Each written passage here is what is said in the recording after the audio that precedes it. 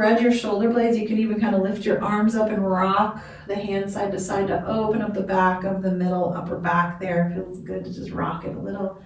Then let the hands rest on the belly. Take one of those deep breaths, breathing into the belly and then even more up into the chest. Yeah, and then let it go.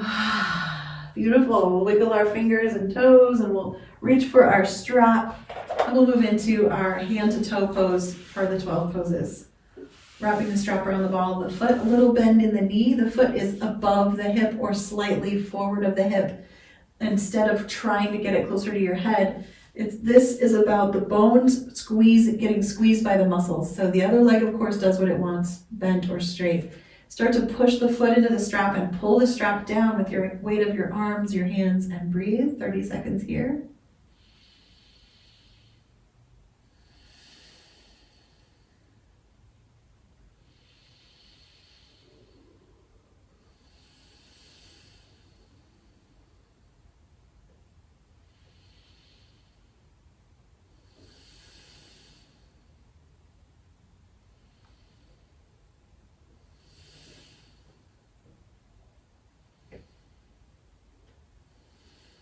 One more breath.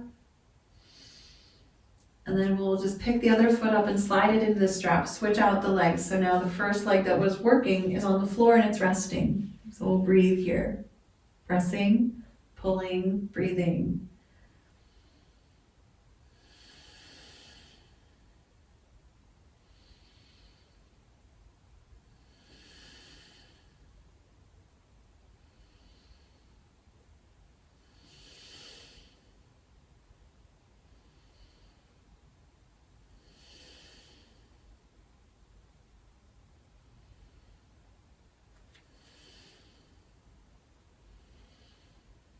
Good. And then you'll pick up the leg that was on the floor, slide it into the strap, and now the second leg gets to rest. And we'll open the strap leg wider out to the side. Keep the pressure across the hips evenly. It's definitely going to feel like more weight in the hip that's in the strap, of the leg that's in the strap. But the other hip needs to push down as well as you begin to just a little bend in the knee, press into the strap, pull the strap back, breathing again. And here it's nice to actually add a little extra tip of the tailbone forward, a little extra air under the low back. And when you do that, you're going to really get the hamstring, the inner hamstring that's kind of on the inner edge of the back of the leg, a little deeper stretch. But we're not trying to overdo anything. We're trying to stay mid-range or even lower in the pressure and the stretching here. Good, let's keep breathing.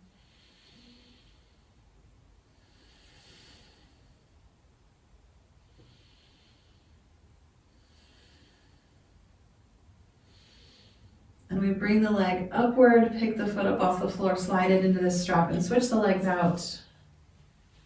Nice. I do keep my the floor leg bent for this pose, but you don't have to. You can have the leg straight as long as the hips remain evenly pressed into the back, into the floor. Good. Let's count our breath.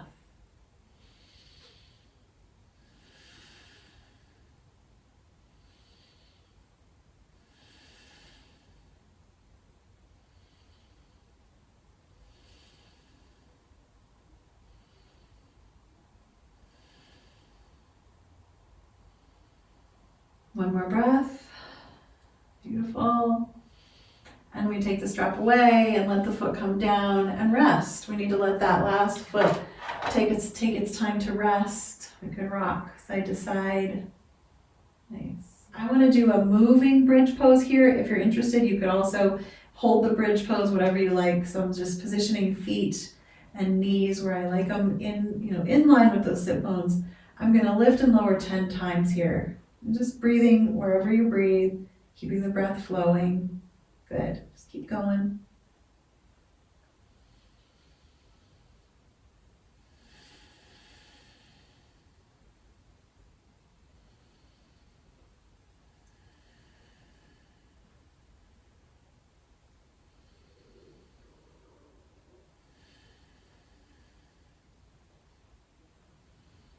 And that's 10 repetitions. And then I'll pull the knees into the chest. Just kind of open and close the knees, do a little kicking in the air, maybe a little bit of pedaling. You can move the ankles, flatten and point the feet. Nice. And then we are going to roll onto our stomach. So rolling isn't quite the right word. It's always kind of scooting around, moving onto our stomach for our belly down poses. And I know I say these are the 12 poses, but really they're the 13 poses because we usually do a plank pose.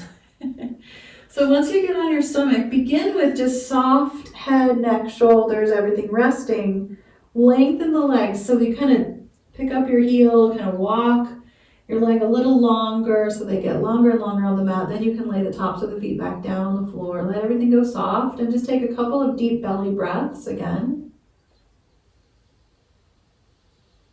This is a very important breath work moment because the weight of the body is actually pressing down, helping to tone the diaphragm muscle.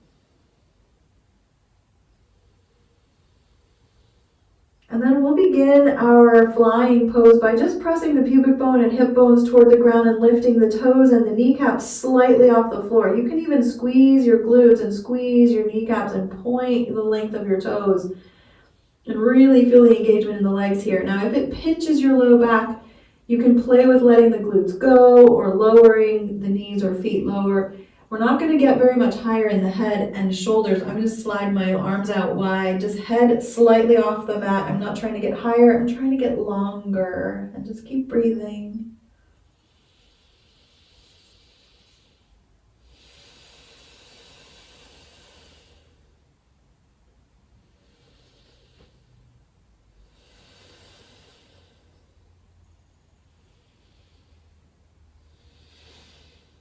Two more breaths if you're still with me. You always have permission to take breaks.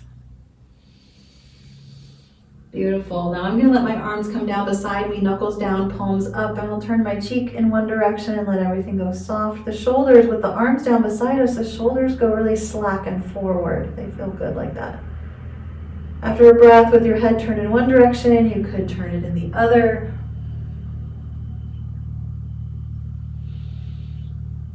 And then lifting the head slightly, I'm going to bring my elbows forward and come up onto my elbows for a moment of back bend. Elbows are kind of under the shoulders, kind of closer to the chest or further away depending on how much of a back bend you want. And I am going to use this position as my starting point for my knee and elbow plank. So I'm going to curl my toes. I'm going to try to line my knees and my heels up with my hip bones. Good. And then I'll just draw my elbows in a little closer so I can start to lift the belly up off the floor. And this is plenty. This is plenty plank for everyday use. If this feels like you've got it in the bag, then you can always lift the knees and challenge yourself a little more. So just please create your own unique practice for yourself. On a daily basis, it adjusts slightly here and there. And you keep trying to breathe. If you need more engagement, you can also kind of push the elbows down into the floor as if you're going to draw your head forward, and this lights up the front of the body even deeper, the layers of that abdominal core.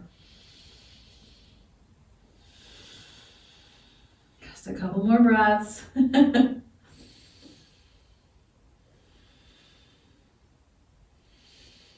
I'll start to lift my butt higher, crawl my elbows closer to my knees, and you're welcome to just do whatever you like here. You could just stay in this puppy dog pose with elbows under shoulders. You can do cat-cow or child's pose or table pose. We're just going to take a minute here just to move. You can tip the tailbone, swing the hips around. Nice. If you have a full diagnosis of osteoporosis, remind yourself always to widen your knees when you push your hips back towards your heels, so there's plenty of room for the body between the legs rather than the body being rounded over the thighs. Just we want to keep that direct pull out of the rounding of the back. Yeah, we always want to be pulling length rather than curve. Nice. Come back to table and begin to plan your ascent to standing pose. So you could lift to down dog. You could come to a high kneel. You can always rock back to squat, it's up to you. We're just gonna stand up nice and tall and just take a little walk, feeling your feet again. They've been on this floor before, now they're back. And we'll be moving through our standing poses, the big five. So we'll walk up to the front of the mat. Just feel the soles of the feet. Kind of spread your toes out if you can, yeah. And then kind of lean into, or I almost said log in to mountain pose. It is something we do on a daily basis. We log into all of our sites, right? Log into the mountain pose site here in your body. Speaking real loud. And when you practice mountain, turn your palms forward and spread your fingers out so you get this engaged, dynamic feeling across the chest, down the arms. Good. Pull the belly inward, lift the chest a little upward, draw the head back. Nice. Couple deep breaths, a little bend in the knees so that the pelvis gets a little freer. Nice. You can keep your hands like this or relax them or put hands on hips. We're gonna lean into one leg. I'm gonna lean in the leg closer to the camera and slide the outer leg back and drop the heel and bend the front knee. As you bend that front knee, lean slightly forward. Beautiful. Feel the back calf open up as you press into that back heel, but also be pressing into the ball of the front foot and then down into the heels. The pressing against the floor is the resistance of this pose. Maintain the side by side of your hips for a couple of breaths. You can even put your hands right on those hip points. Then we're just going to start to turn the torso, but the hips are also engaged as well. The front hip might slide back slightly, and the turning of the chest toward that front knee starts to happen. Yeah. You can even just take the other hand and point at the thigh I like to put the hand right on the thigh. That's like my turning point. But the spine is long upward, yeah, right through the crown, right through the neck. And keep pressing down, press into that back heel, don't come off of it. If it's hard to keep the back heel down, you can step that back foot forward slightly to get a deeper foundation here. Good, a couple more breaths.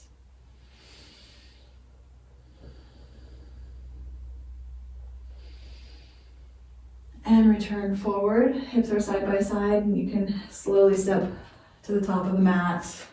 Take a little kick walk. I like to use my mat as my walking spot here to walk down to the other end of the mat. It gives those hips a little break to be side by side, swinging like we do when we walk. Good. Second side, we'll find that mountain, that engaged palms open mountain.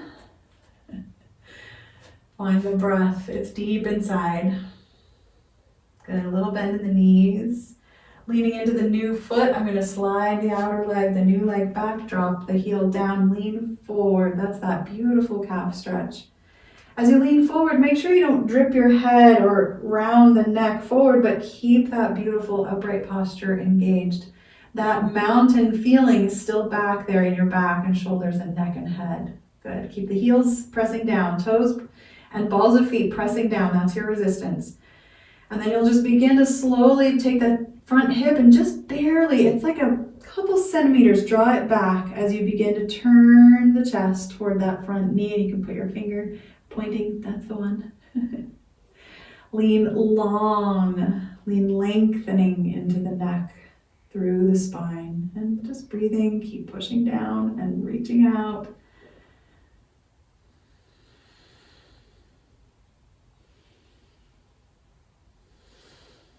One more breath. Turning forward and stepping forward as well. Oh. Lovely, strengthening pose. That pressing down that resistance into the mat is powerful. We'll step the feet apart now. You want to push yourself just a little bit.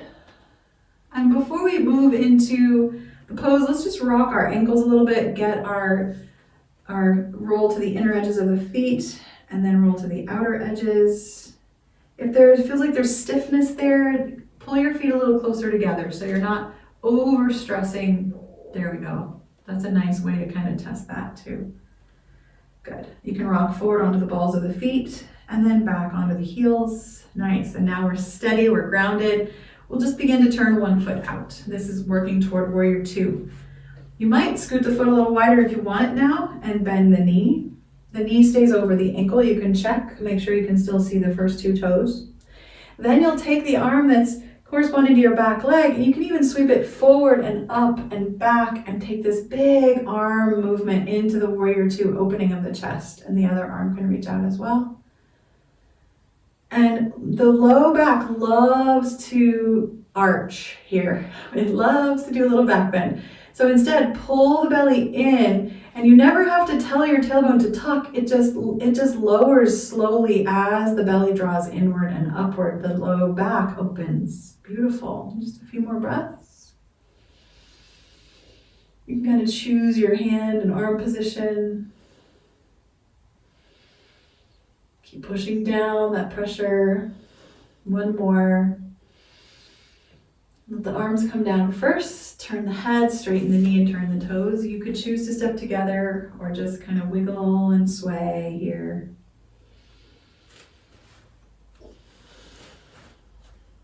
And the second foot can start to turn out. The heel can bend. Nice. Heel presses down, good. And then that outer arm, the one corresponding to the back leg, sweeps forward and up and back and around. Ah, it feels so good to open up that fascia like that. Other arm reaches out, and this dynamic of that mountain pose too that we had in our hands, the spreading of the fingers and the reaching through the tips. Yes. And then the pressing down. This is where it's at. Beautiful. And remember that sway back. Just gently open it by pulling the belly inward and upward. And the feet pressing downward and the neck reaching upward. I love all the directions of this warrior two.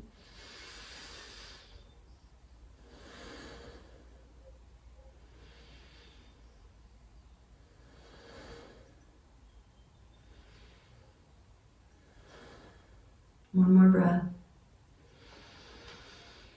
And we'll let the arms float down and straighten the knee and turn the toes, and let's step the feet together.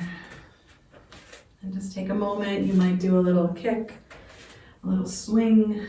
Just take the body back to the beginning again. Wipe the slate clean.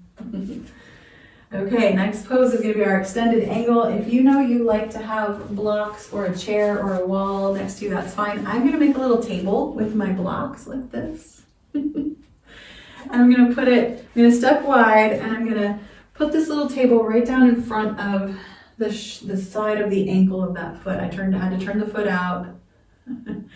Nice, you can try this. Sometimes the blocks create this desire to go farther than we need to go. So that's why I built them up pretty high. So you're going to have one foot turned out, and the knee on that side is going to start to bend. Let's just prepare the shoulder. So feel the line from the shoulder connected to that bent knee to the outer shoulder. Make sure that they're side by side, as if you're leaning against a wall, and then begin to lean sideways toward the bent knee. You can drop that bottom hand and see if the fingers touch the blocks. Mine are not touching yet. So I'm actually going to scoot my toes forward a little bit, bend my knee a little deeper, rather than leaning farther. Because what I really want in this pose is the center of my forehead, my nose, my chin, the clavicle, what is that? That spot between the collarbones, and then right down through the middle of the chest, belly button, hip, knee, heel. I want this beautiful line here, and the depth is in the bend of the knee. Ah, yes. And I am putting a little bit of pressure into the fingers on the block, but I'm really wanting mostly the legs to hold the weight of this pose. Good, just 2 more breaths.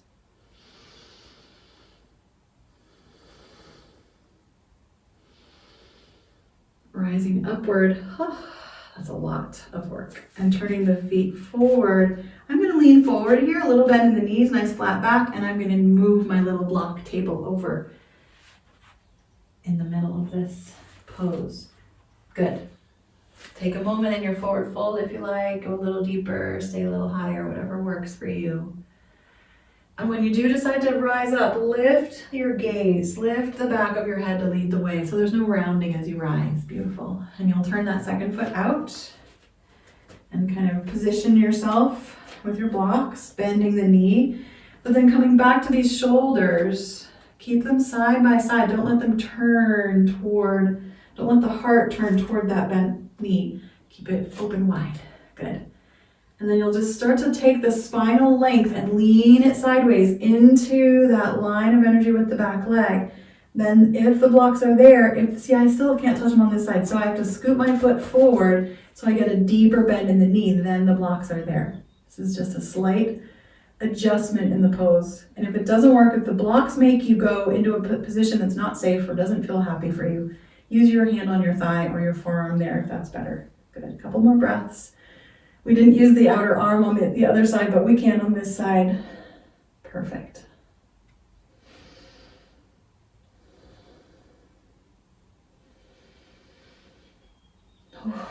It's a hard pose. A lot of work in the legs. Good job.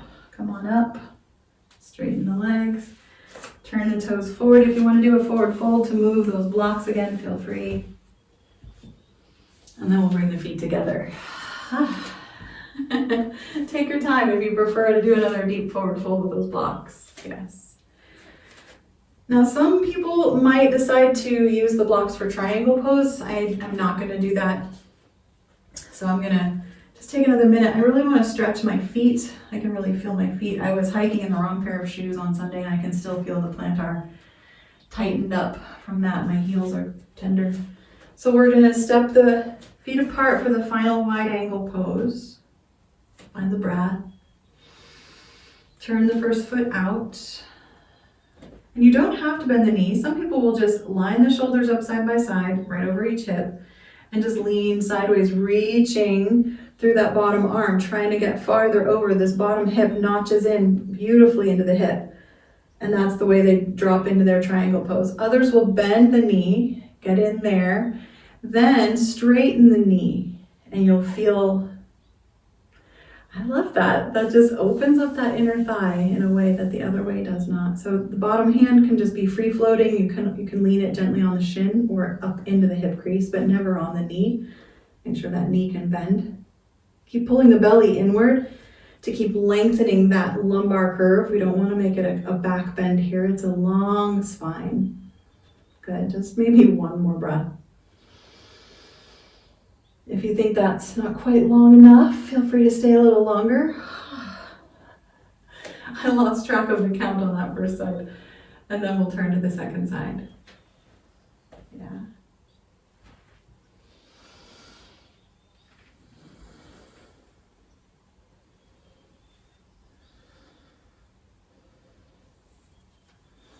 The engagement with the foot to floor, that's really where it's at, and the lengthening of the spine, drawing pelvis inward. It's like if our pelvis was like a soft Tupperware, the front of it gets sucked in. Yeah, nice. Couple more breaths.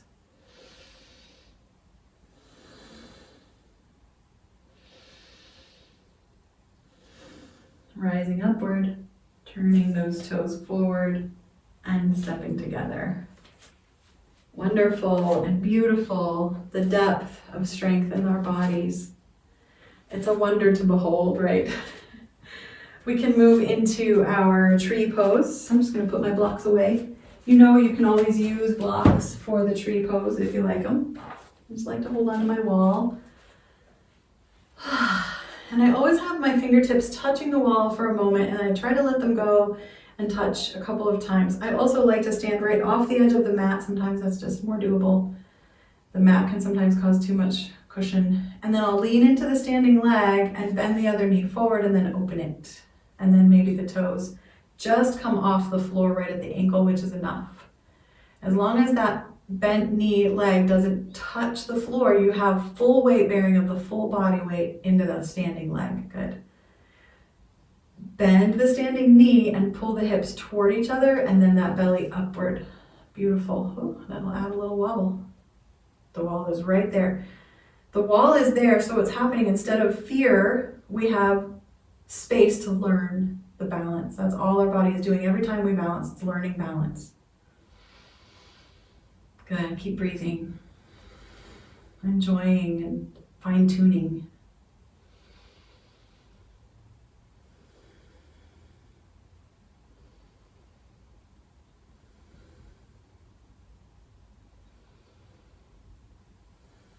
Maybe one more breath. And then release. Come on out of that. Feel free to swing the legs. Sometimes it feels good to stabilize hips by leaning forward, flat back, knees bending, nice crease in those hip folds. Good, front of the hips. And the second side.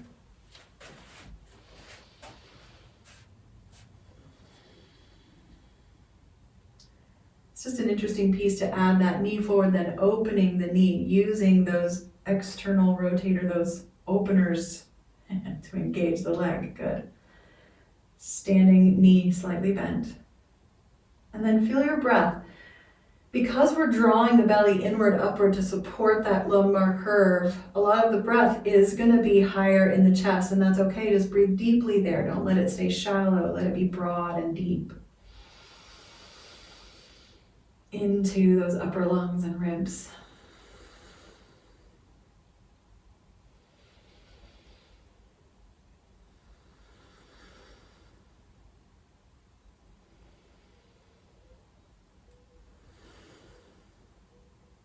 Good. Maybe one more breath, bonus.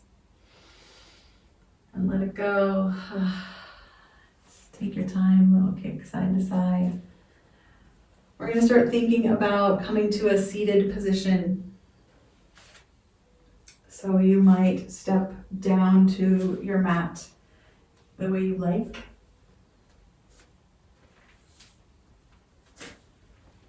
And find something to sit up on. I've been even folding my blanket higher to try to get that lumbar curve really natural and safe for sitting. And we move into our legs straight out in front of us, but you can always put a blanket underneath your knees or a pillow under there. This just really helps to loosen that lumbar tightness that we get.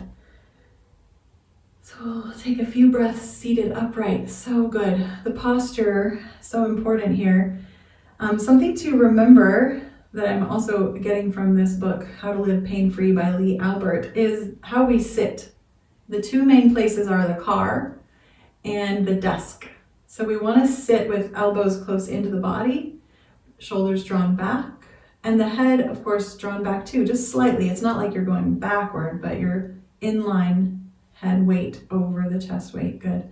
In the car, a lot of us drive with our hands up on the top of the steering wheel. This is really good for driving, but not for your spine and your shoulders. So if you slide the hands down to the bottom of the steering wheel when you're just, going through traffic. When you need to, of course, you grab the steering wheel and use it where you like, but bringing the hands down, palms up. This is just such a beautiful opening. Good. Find the breath, couple more.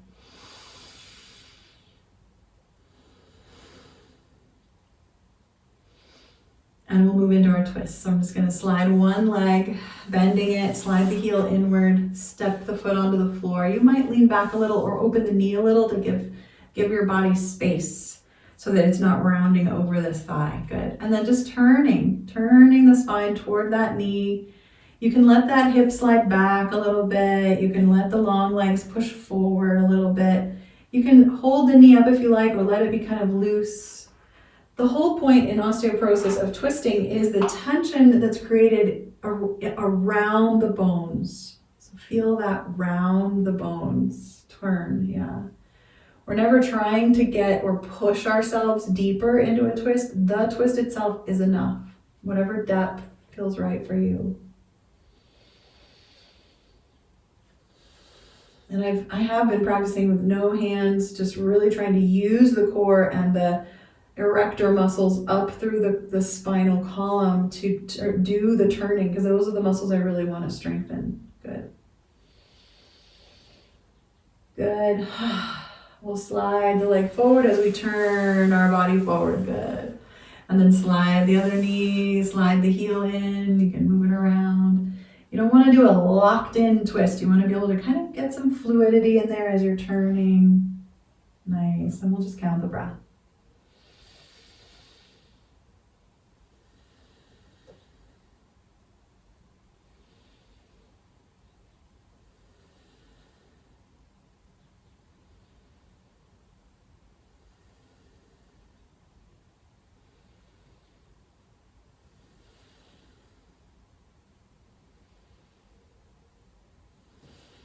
One more breath. Turning, sliding that leg forward, leaning back. This is a nice chest stretch, like to open the chest, squeeze the shoulder blades, maybe bend and straighten the knees a couple times, pedal the feet in and out. Nice, yeah. We'll come back up. You could just do the same twist again. Twice is a nice sweet spot. Or you can take the long leg, kind of push it across the mat and then cross the foot over. And this is actually tightening and locking the hips a little more. So you kind of loosen them up if you need to. Slide that hip of the bent knee back a little bit as you turn toward that thigh. And I do kind of hold on for a moment, get myself into the position, then I let it go. And if you want to, you can let the leg go soft and kind of rest the outer thigh on the bottom leg there. Or you can push down. You can make this more engaged or less engaged. And the work is still benefiting you. The turning along the spine is always beneficial. And you want to kind of stretch out through the long leg, flatten that foot, draw it back. Good, 2 more breaths.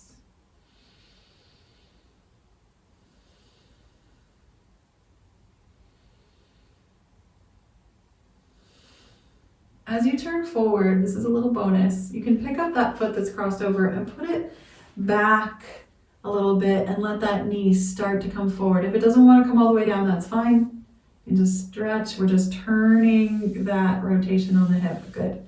And that's all. On that side, we'll do the last side of the twist. So you can bend the new foot in, slide the long leg over, cross it. And then some of you know you can also tuck that bottom leg under, but I really prefer the long leg out because then I can feel my hips a little more. I can turn them slightly, turning into that twist. Yeah, we'll just count our breath.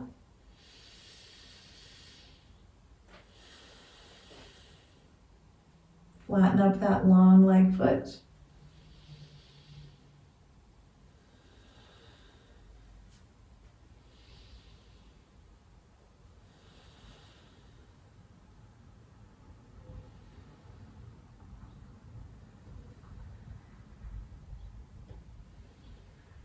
And releasing, turning forward, uncrossing the thigh, kind of bending that foot back a little, let the knee come down if it will. Nice little extra stretch there. You're just gonna move onto your back and into your Shavasana.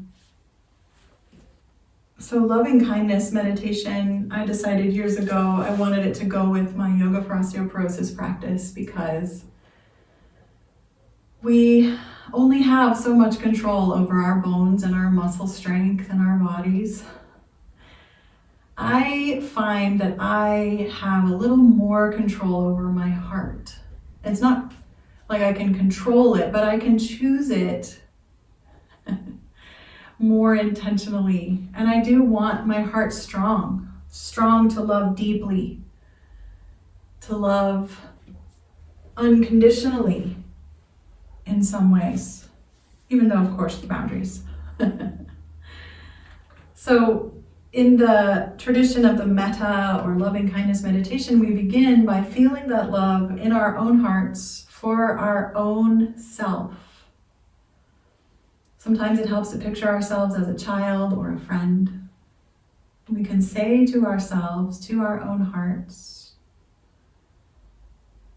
may you be happy. May you find your way through to happiness over and over again. May you acknowledge your own suffering and learn what the root of that suffering is. Just take a deep breath.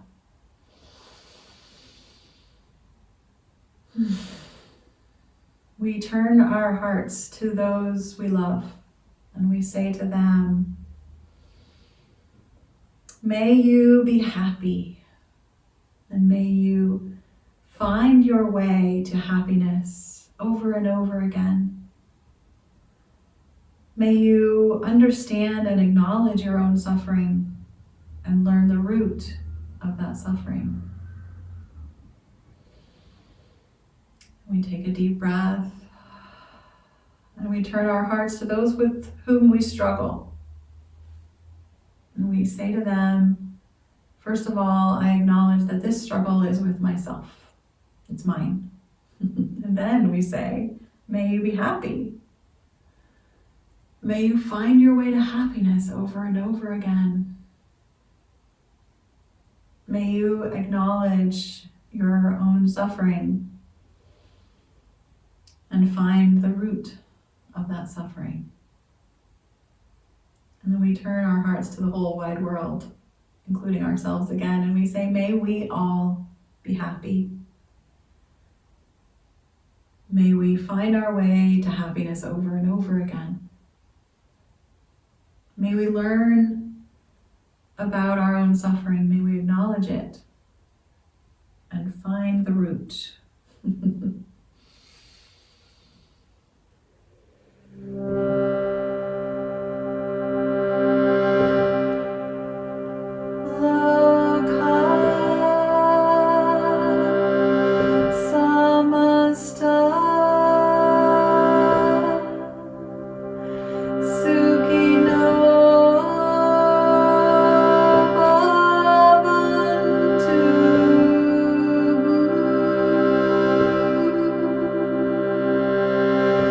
May all beings everywhere be happy. May all beings everywhere be happy.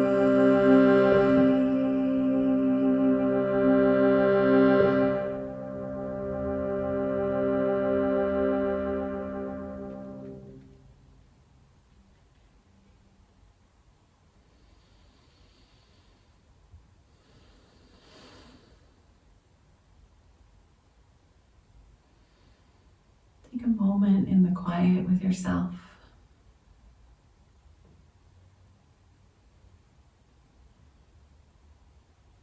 And as you feel ready, that deep breath and the sighing it out, and then the wiggling and the stretching, and just coming back.